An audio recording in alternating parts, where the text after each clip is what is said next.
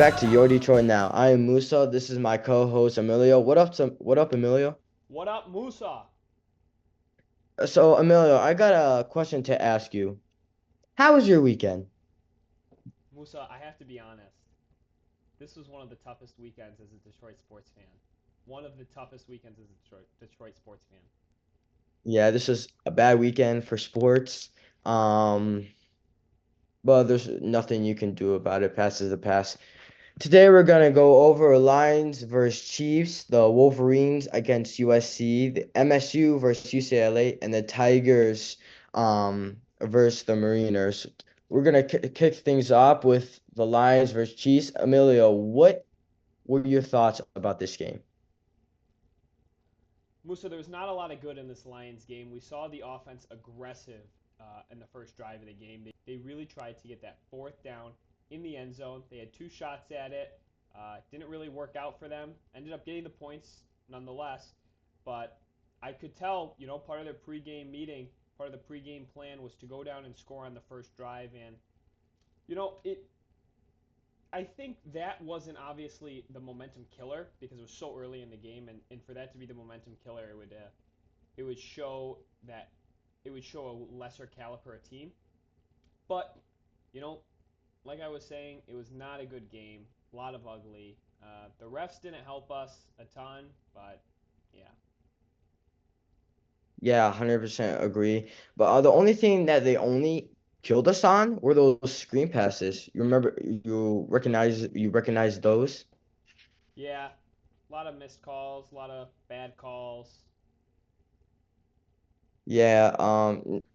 Yeah, those screen passes killed us. It just shows Andy Reid knows what he was doing with his offense. I saw Brian Branch is suspended for next week.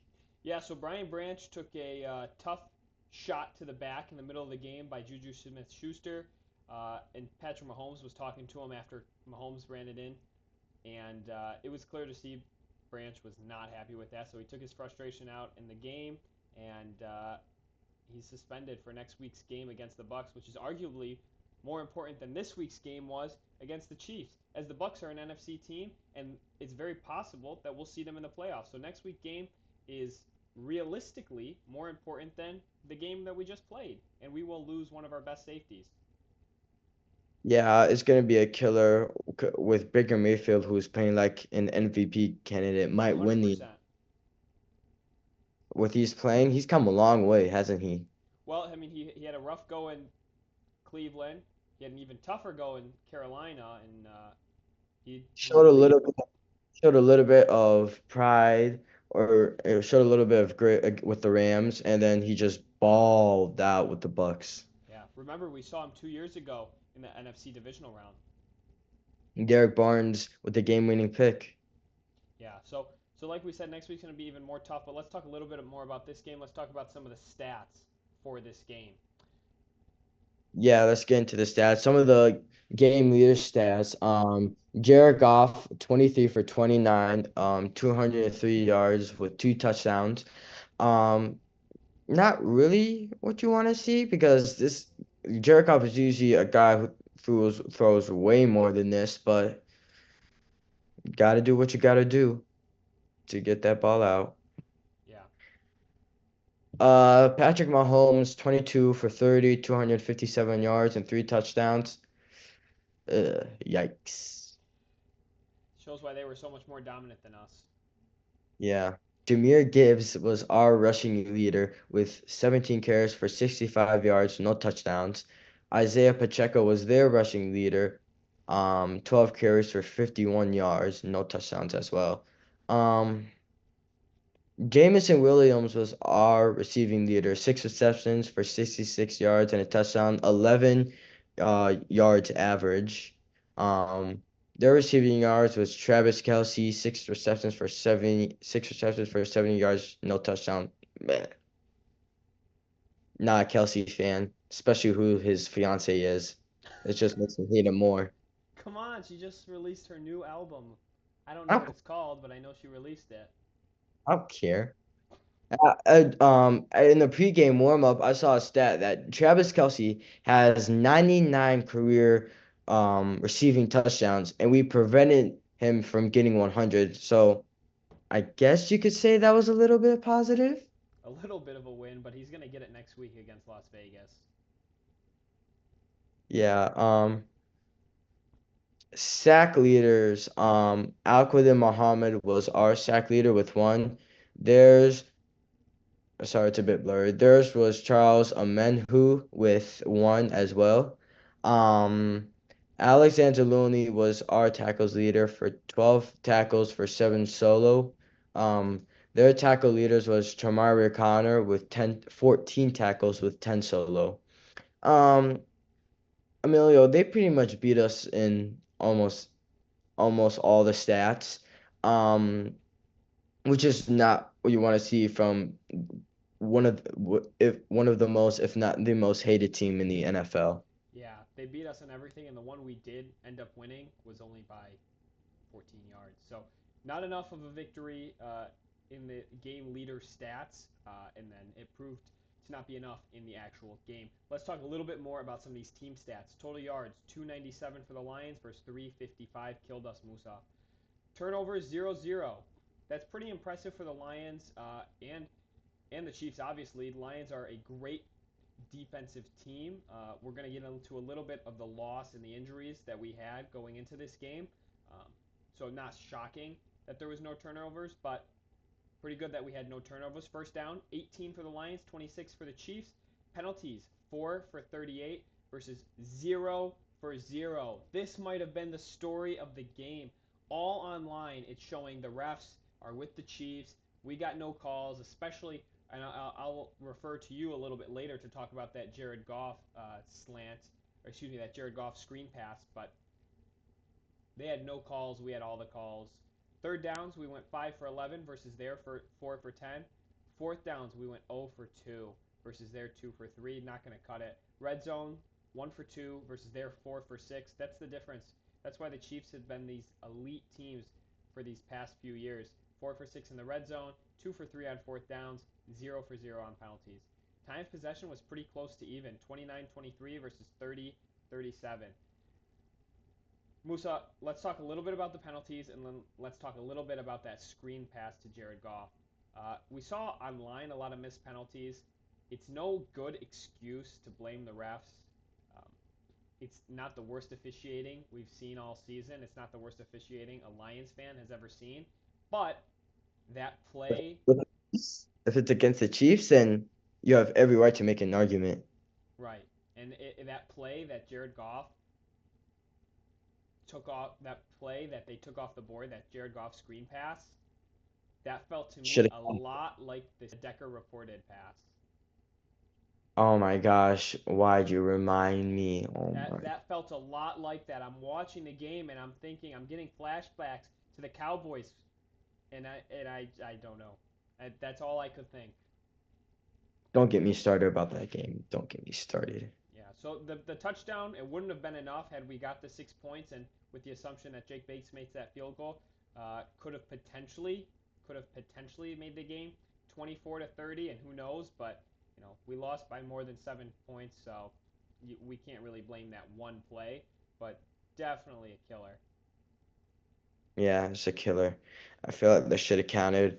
They missed every call, even if the third downs, um, the PI calls. You see a Chief player calling PI. What do you think the ref's gonna do? Throw the flag. Yeah. But we can't get into the habit of blaming the refs. We can't put the refs in a position to control the game. The Lions have to be so dominant that the refs don't even matter. But we just weren't there. We weren't ready for this game. It's clear to see that. We came into the game as an underdog, as previously stated in last week's video. Chiefs were favored by 1.5 points. The Chiefs obviously won that. The under hit, and the money line was correct. So let's talk a little bit about the injuries that we had going into the game, and we'll talk a little bit more about next week. Musa, tell us about the secondary injuries that we had. We had so many people out. We had DJ Reader. We had DJ Reed out. We had Tyrion Arnold out. We had Avante Maddox out. We had um Malcolm Rodriguez out. I mean, he was out for a while, but like we still needed him. We had and his Rickshaw out. I mean, again, he was like out for a while. He tore his um ACL again, I think. This is like the injury we had against the Commanders game last year. We had so many, all of our starting secondary players were injured. We had to put in the backups, players I didn't even know, and I'm like really great at naming players. That's your Uh, thing, man. yeah, that's just, I was just so mad about that game. We had, last year, we had potentially one of the greatest rosters to be assembled in NFL history. And unfortunately, we didn't win a single playoff game. No, get the one seed and you don't go anywhere with it. It's embarrassing. But let's talk about some advanced stats before we move on to college football. I think you did a great job with that injury breakdown. Uh, let's talk about our season averages. We're averaging 389.7 yards a game, 4 touchdowns, 149 rushing yards, 240 passing yards, 22 first downs. We're 40% on third downs, 77% on fourth downs. Musa, all the team stats we talked about earlier were worse than our season averages. This game was way worse than the level that we are expected to play at. Yeah, I 100% agree. The offense underperformed with 90 yards. That's way below average. And, the third down, fourth downs are killers. So, any final thoughts before we move on to college football? Um, can't let that happen again. It sucks losing to a team that has a worse record than you, and you know that you're better than that team. That just sucks, man. You just Any, gotta keep winning.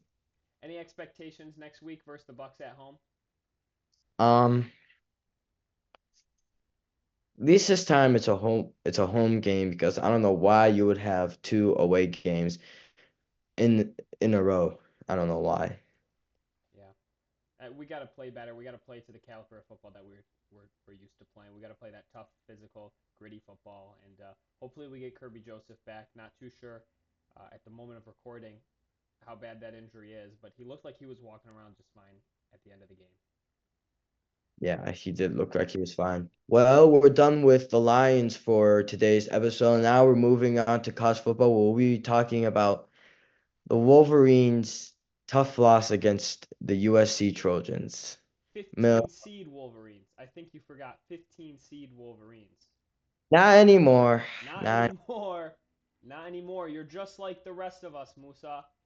Michigan and the Spartans are in the same boat, unranked teams. Whatever, man. Whatever. Um, I have nothing positive to say, man. We didn't not do good. Justice Haynes, I think, literally killed us with that injury. Um, he was our best player on the offense. He was on record to like break the record in Michigan history for consecutive games with over 100 rushing yards, but that injury killed us and that record ended. And that record had to come to an end. USC played a tough game. I don't know how they weren't ranked in the preseason before. They're a really good team. Um, they're Yeah, they have a great program, great coaches, great facilities. Um, I don't know how they weren't ranked in the top 25 in the preseason. Yeah, they really kind of exposed the Wolverines.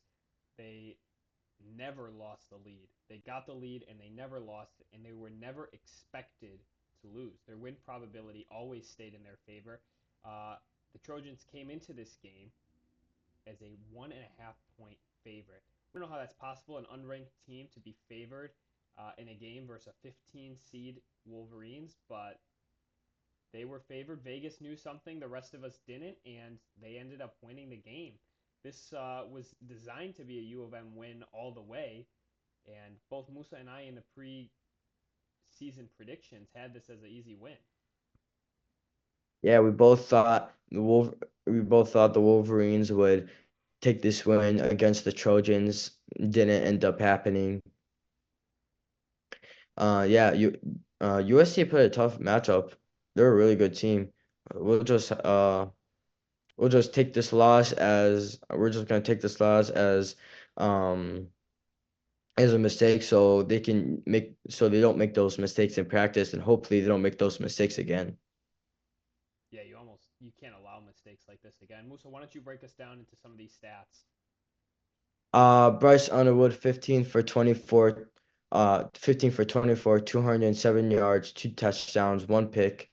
Um, very, it's not bad, but it's also not good. But I don't think this is also mid. A for effort, I think you could say A for effort. A for effort. We're giving effort scores. I don't know, man. I'm still mad about this He weekend. went 15 for 24. How is that an A? I said A for effort. No, no. Jaden Mayava, 25 for 32, 265 yards, two touchdowns, and one pick. His first pick of the season. It's also kind of positive. Um, rushing yards. This this the rushing yard leaders would have been higher if Justice Haynes didn't get injured. Jordan Marshall was our rushing leader, 14 carries for 68 yards, no touchdown. Funny enough, their starting running back got injured too, and they put in like third third change second string running back, and he actually exploded. And that guy was King Miller, 18 carries for 158 yards and a touchdown. He had a great game. Receiving yards. I think I might have a new favorite on this Michigan Wolverines offense. Andrew Marsh, the true freshman, four-star out of Texas, eight receptions, 138 yards, one touchdown. And that touchdown was 69 yards. With that being said, I'm calling my player of the week right now. My player of the week is Andrew Marsh. Great pick. Andrew Marsh, true freshman. Um, I don't know how he didn't start in the beginning of the season. Channing Goodwin was dropping wide open balls that were gifts to him. Um, because I don't know that this is a great switch up by Sharon Moore. Andrew Marsh is an incredible player, and I can't wait to see what he has next week against Washington. Very excited to see. Makai Lemon was their receiving yards leaders, nine receptions for 93 yards and one touchdown. Uh, okay. We had no sacks. Their sack leaders was Devin Tompkins with two. Um, our tackle leaders was Ernest Hausen with nine for seven solo. Theirs was Eric Gentry with six for five solo. Um, the, Emilio, they pretty much killed us in every stat. Yeah, they really did. Your receiving yards, like you said, your player of the week was the only really stat you won. But yeah, you're absolutely right. Uh, Now we're getting to some of the team stats around the game. Michigan, 316 total yards to USC's 489. Blown out, not killed, blown out. Yeah, they really Th- got the best of you guys. That is terrible. You never want to see that. To have almost 500 total yards allowed, that is so embarrassing.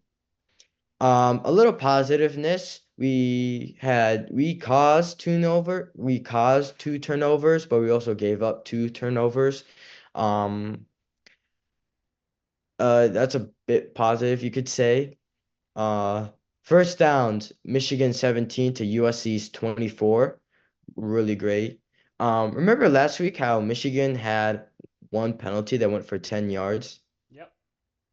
This one was a lot worse with four for 47. Almost looking like the Lions. Don't get me started, man. To USC's 3 for 31. Third downs. I don't want to say this, man. I don't want to say this. 2 for 9 to That's tough. USC's. That is Well, tough. fourth downs. This might be worse. 0 for 2 to USC's 1 for 1. I have nothing positive to say. I'm flabbergasted. Um, Possession time. Michigan's 26 minutes. and 38 seconds to USC's 33 minutes to 22 seconds. Um, like I said, I have nothing good to say to come out of this game. I was flabbergasted by the game, and I was more shocked and more depressed when I saw the stats. Yeah. Mm, This game, the Trojans really got the best of the Wolverines, unfortunately, and I was actually looking forward to this game. I was coming off a tough MSU loss, uh, coming off a tough, tough Tigers loss that we will get to. But yeah, I was looking forward to this game, hoping that Wolverines could get a win for the state of Michigan, and they couldn't get it done, leading to, kind of a blowout that USC had. yeah, USC we came into USC Stadium and we thought we had the hype. We thought we could pull it off. We didn't. Hit, hit. Um, yeah. Again, I said this so many times, but there's nothing good out of this game. There Yeah, were, they put up 17 unanswered points on the Wolverines between quarters 2 and 4. So I don't really know what more to say other than the Wolverines kind of got outplayed. yeah. Not Andrew Marsh. He's a dog. No, he played great. He did play outstanding. But now the Wolverines play 12 o'clock back at home versus Washington. What do you hope to see out of this game that you didn't see this weekend? Ooh. Uh, maybe honestly give Andrew Marsh the ball more. Give even though you said what didn't I see, I'm telling you what I did see. Give Andrew Marsh the ball more. I've never seen a freshman um pull these numbers off. 8 receptions for 138 yards, a touchdown. That is spectacular. That's my player of the week right there. Yeah. Um, what's something I didn't see why I want to see versus Washington? Play aggressive, man. I don't think Michigan played aggressive in this game. Yeah, they weren't very aggressive as they were a couple of weeks. I mean, besides Jair here, that caused fumble was spectacular.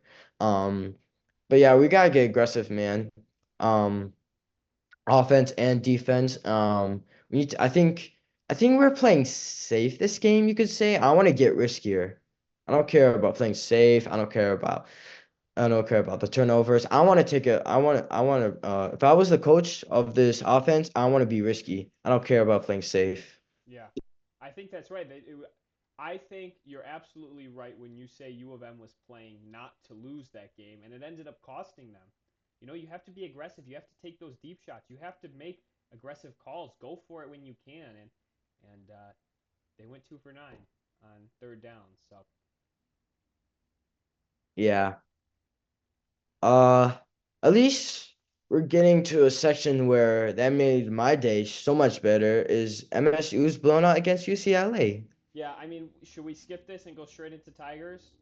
Oh no, we gotta see this, man.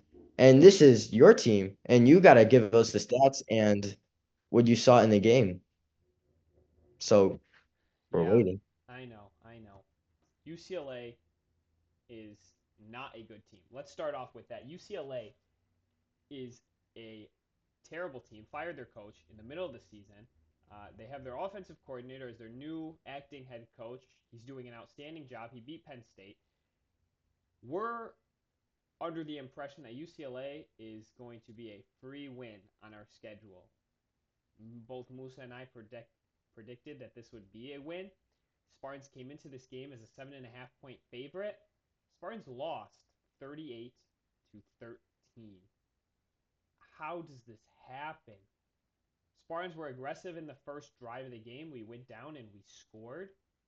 And UCLA, we talked about U of M let 17 unanswered points.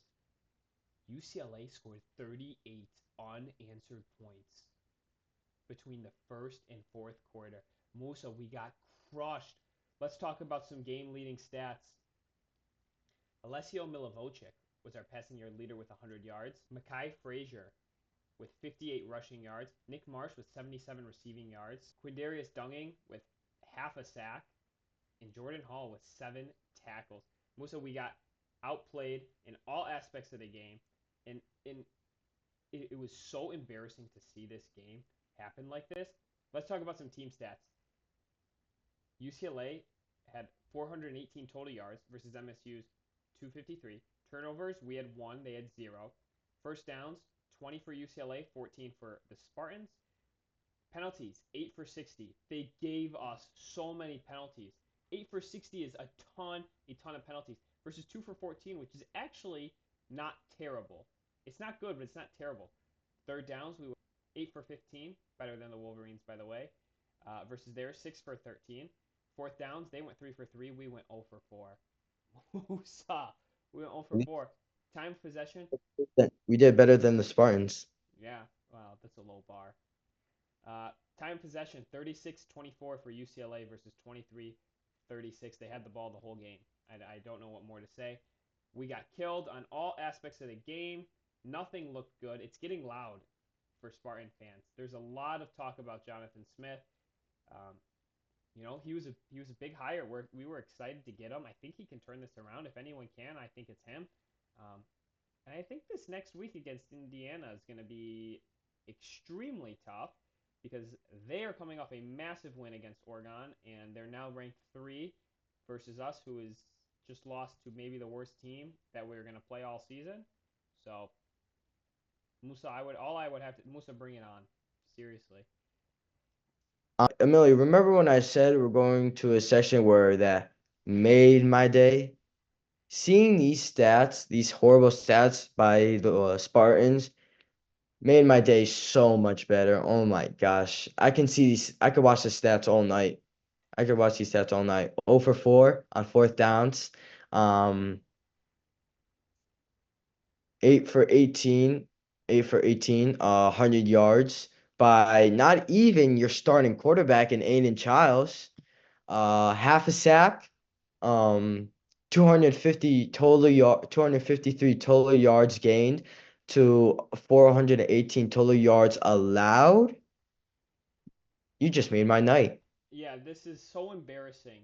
I Honestly, find it really is. Considering we play Indiana next week, who is like probably the hottest team in college football right now. This is so embarrassing. I don't know what to say. So Spartans got to turn it around. They really got to, if they want any chance at a bowl game, let alone my goal and the show's goal was to get into the top 25.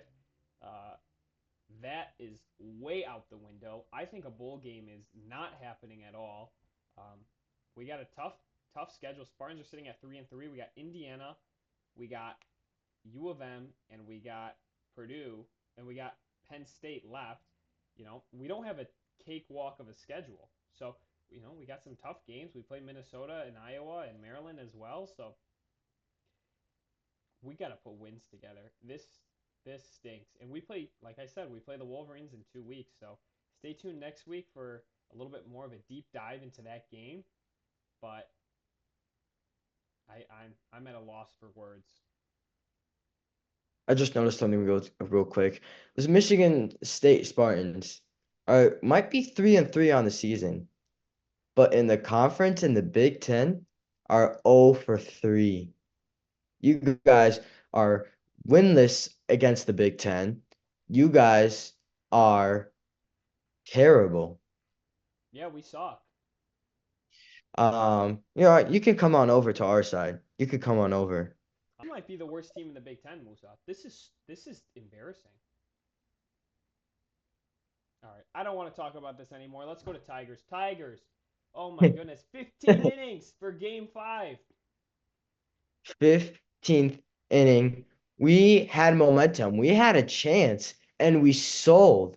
Musa, this game was so winnable. Let's talk a little bit about the series before we talk about that awesome Game 5. Throughout the series, there was 6.2 runs per game on average, with 31 runs in total, 5 total home runs. Kerry Carpenter, Riley Green, Javi Baez were some awesome ones in that Game 4. Compared to the season, the Tigers averaged 4.3 runs. So we actually did score more in the playoffs in that series against the Mariners than we did in the rest of the season. Now, is that weighed down because of the poor performance in the second half? Probably. But, to say that the bats weren't there is, first of all, it's a very fair statement. However, they were there more than they were in the regular season. Tigers had 5.6 hits per game in this series against the Mariners, resulting in 28 total hits. Game 3 and 5 were below average hits. We had 8 hits in Game 5. In 15 innings, we had 8 hits, with Kerry Carpenter having half of that. So, like I said, embarrassing, and that's way, way down compared to our 8.1 hits per game in the regular season, which is 18th best in the league. So it's not good. Let's talk about the pitching. Skubal started Game 5 for us with 13 strikeouts in that Game 5. Musa, they took him out after the sixth inning. The conversation going around Detroit right now is, was it the right choice? Was it the wrong choice? Should they have waited? He probably could have pitched the seventh inning. Many fans believe he could have. Um, Many experts say it was probably the right move on paper. Nobody knew this game would go for 15 innings and that we would have starting pitchers pitching in the 12th, 13th, 14th, 15th inning. And yeah, I'm kind of at a loss for words. That game was extremely winnable. That 15 innings, all you had to do was score one run, and you had 15 innings to do it. I'm at a loss for words. However, that is the end of the Tigers season. Tigers finished in the same spot they did last year, Game 5 of the ALDS, With a better record with by 1 win. with a slightly better record, too. Emilio, real quick, why don't we have a moment of silence for the Detroit Tigers after giving us this great playoff run? I think that's the right thing to do.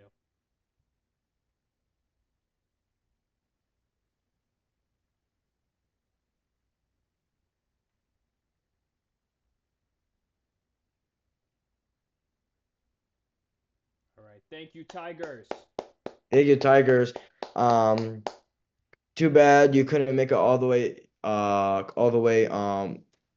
to the World Series, but it's fine. You got it next year. There's always next year. There's always next year, but that excuse is getting a little pathetic and it's getting a little old. I want to see some wins.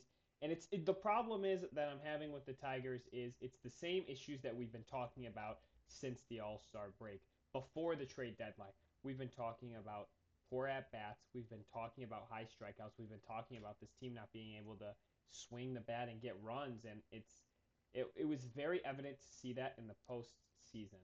So hopefully this offseason they have some big signings. Bregman is on the table. There's many, many big players still available, and I hope that the front office capitalizes on this opportunity. 2 trips to the ALDS, and hopefully next year we can make it even further. I Stay think, tuned. Stay tuned to our podcast. Even though the MLB season, the Tiger season is done, the off season isn't. So stay tuned. We're going to be talking about the signings they made in the off season. Um, so just stay tuned. yeah, absolutely. Tigers, Lions, Pistons, Red Wings. Your Detroit Now is going to cover it all.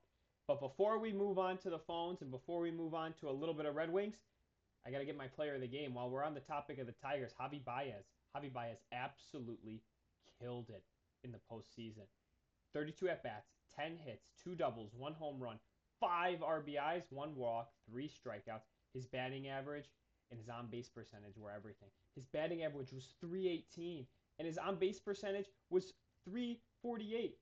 He gives the Tigers what they needed in the postseason, but it was just embarrassing that the front of the order could not compare to what Javi Baez was doing. We had the 2, 3, 4, and 5 hitters all combined for 0 hits in Game 5. So embarrassing to see, but thank you, Tigers, for a great season, and have fun in Cancun. Real quick, Musa, before we hit the phones, let's talk a little bit about the Red Wings. Red Wings lost their season opener against the Canadiens 5-1. They did win the next game and the one following that with a 6-3 win over the Maple Leafs and a 3-2 win over the Maple Leafs. Musa, just real quick, we're not going to go too deep as we're already at the end of the episode.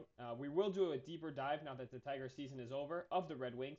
But real quick, some expectations for the Red Wings. My personal belief, got to make the playoffs this year. I mean, we had so good chances the last 2 years, and to really throw it away at the end of the season with these losing streaks and not making big moves. The Yiser plan, the Yiser 10-year plan, it feels like got to make the playoffs this year. Yeah, I saw a really interesting stat that might have made history for Michigan because I think this would have been the first time ever. If the Red Wings made the playoffs, it would have been the first time in history where a single state that has four major sports made the playoffs. You had the Tigers that made the playoffs. You had the Pistons that made the playoffs. You even had the Lions that made the playoffs as the number one seed. And guess who had to ruin it? Well, the The Red Wings. the Red Wings the Red Wings didn't make the playoffs. But let's just see what they have this year. Yeah, so let's talk a little bit about that, and then we'll go to the phones. We could do it again this year. Tigers made the playoffs. Lions are in great position to make the playoffs. We need the Pistons to make the playoffs, but considering the run they had last year, I see no reason why they can't make the playoffs. And the Red Wings, their expectation this year is to make the playoffs. So I think they can do it this year. It would have been cool to go back to back, but we'll take it if we get it. All right, let's hit the phones. All right, Musa, our first question comes from Tim in Mackinac, our first Upper Peninsula guest. Welcome, Tim. Welcome, Tim, and welcome everyone in the Upper Peninsula. Tim asks, Tigers season grade. Give the Tigers a grade on the season. B B. I'm gonna give them a straight B because I don't think they were good enough to do an A plus, but they certainly were not bad to deserve a B minus. So I'm gonna give them a straight B. Yeah, I'm actually right there with you, Musa. I would have said an A had they won that game 5 in the ALDS. Go to the ALCS, go to the championship series. That's most definitely an A. But they didn't. They got to where they did last year, game 5 of the ALDS. Had they not made the playoffs, they probably would have been a C. Had they lost in the wild card round, probably a B minus. So I'd say B. They didn't make any exciting moves in the second half of the season, and it was kind of a slow second half of the season. Not very exciting. So B is their grade that I'm gonna give them. Yeah, we both yeah, the Tigers deserve to be. All right, let's go to our second text. Zane in Bay Harbor, 2 up north. Text coming in this week. Zane asks, is your Detroit Now going to do a Lions game episode? Oh, great question. Great question, Zane. Great question, Zane. Oh my gosh. It definitely can happen. We'll have to see if our schedule is good enough. But my answer is stay tuned. Oh, you're just going to have to wait and see his famous quote. Yeah, great question, Zane. Stay tuned. That's what I'll say. Guys, thank you so much for watching. Unfortunately, our goal did not hit. We couldn't hit 250 subscribers, but don't worry, there's still gonna be more chances for giveaway items. There's still gonna get more chances for us to get more subscribers. But thank you guys so much for all your support and just I just want to give you a massive shout out to all you guys. I think this is a great episode. Stay tuned next week. Thank you for watching. Thank you so much for watching. Please come watch our next video. Subscribe. This is your Detroit Now.